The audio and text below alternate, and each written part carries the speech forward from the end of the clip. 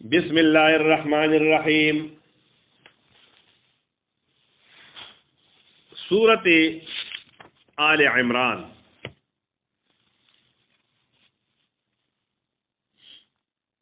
دا مدنی سورت او سورة بقره مدنی سورت.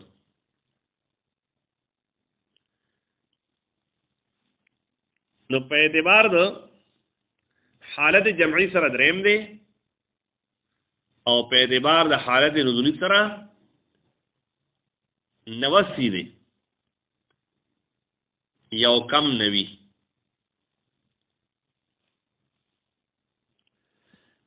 ربط د مخکې صورت سره سوره بقره کې توحید، رسالت، انفاق فی سبیل الله او جهاد ذکر شو. په سوره آل عمران کې هم دغه مضامین بیان شي.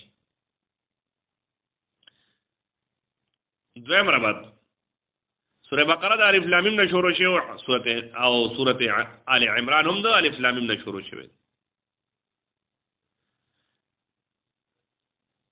دعوه د سورت دا اصلاح د نصارا او حقیقتا او د يهود اصلاح د طبعا.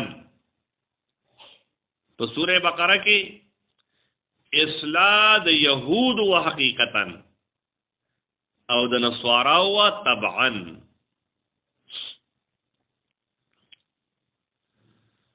سوره بقره کې الله لا اله الا هو الحي القيوم او دلته کې شروع کیږي د سورت الف لام میم الله لا اله الا هو الحي القيوم.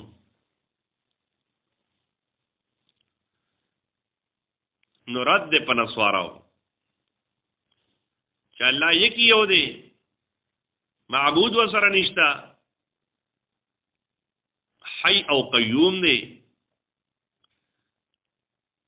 نو مسلمانان د دې عقیدې قائل دي او دا رد په نسواراو باندې چې هغه درې خدایان مني.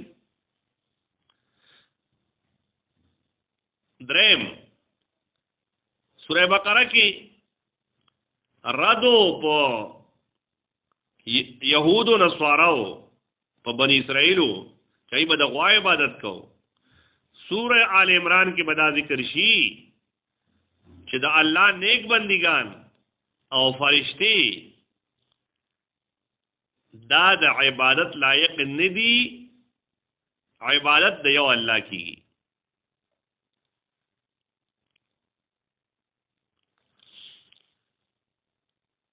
نو چې کم مضامین د توحید، د رسالت، د انفاق فی سبیل الله او د جهاد دا په سوره بقره کې ذکرو، نو په سوره ال عمران کې هم دغه مضامین ذکر کیږي. د سوره بقره اختتام وشو په دعاګانو باندې، د سوره ال عمران دغه اختتام هم په دعاګانو باندې وکړي.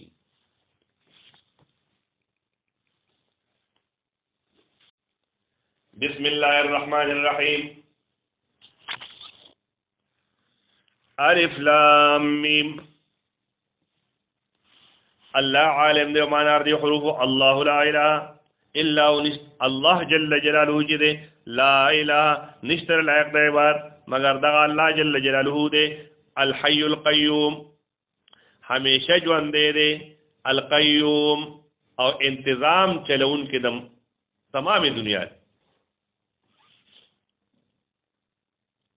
نو الحي معنا موږ مخکې وکړه دایمي ابدي دی. القيوم مدبر د ټولو کارونو دی. نزل عليك الكتاب نازل کړی دی الله جل جلاله پتا باندې کتاب بالحق په حق سره، مصدقا تصدیق کوونکی دی لما بین یدیه د پار دغه کتابونو چې مخکې دی قرآن پاک نو. وانزل التوراة والانجیل الله نازل کړی تورات او انجیل من قبل د دې نه مخکې هدى للناس چې لار خودونکو د پار د خلکو.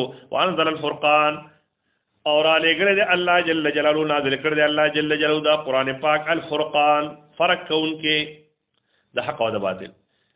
ان الذين كفروا بشکا کسان چې کافر دي انکار کړی د آیات الله پایتونو د الله لهم عذاب شدید دغه پر عذاب دردناک دی والله عزیز ذو انتقام الله زور ور ذات ته ذو انتقام اخوند بدل غستلو دی دا تخویف دی کافر ته ان الله بشک الله تعالی يخفى عليه شيء ندی پټ پالا باندې هیڅ شی په لاره پزما کې ولا په سمان پاسمان کې هو الذي الله غذات يصوركم چې شکلونه درکې تاسو په الارحام فرحمونو د مهندو کې فیشا سرنګ چې د الله تعالی خوږي لا اله الا هو نشتر لایق د عبادت مگر دغه والله د العزیز الحکیم زور اور دی په ذات ته هو الذي الله غذات دا ټول دلایل په توحید د الله هو الذي الله غذات انزل عليك الكتاب نازل کړل پتا باندې کتاب منه آیات محکمات بعضیر دین آیاتونه دی واضحه چې معنی بالکل واضحه هو نوم الكتاب دغه اصل د کتاب دی و اخر متشابهات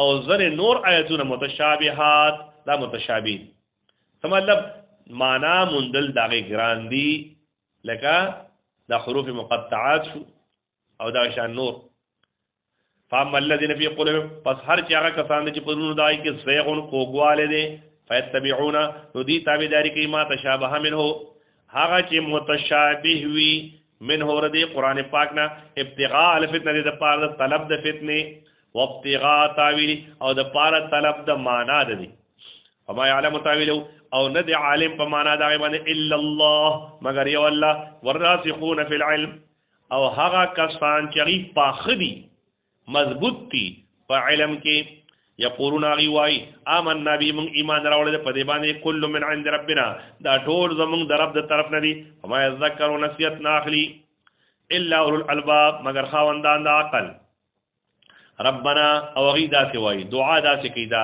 عقل من خلق اے رب زمونږ لا تو قلوبنا مکه غوی زونه زمونږ بعد از هدایتنا پس دا غره چې تاسو ته هدایت کړی وهب لنا اوراک مونږ من لدنک د خپل طرف نه رحمت انك انت الوهاب یقینا چې خور کون کې ذات ربنا ای رب زمونږ انک جامع الناس بشکته را جمع کون کې د خلقو له یوم د پار دا غوړه دي لا ریب فی نشتر شک پای کې ان روز د قیامت ته یعنی ان الله بشک الله تعالی یخلف الميعاد خلاف کې د خپل وعده نه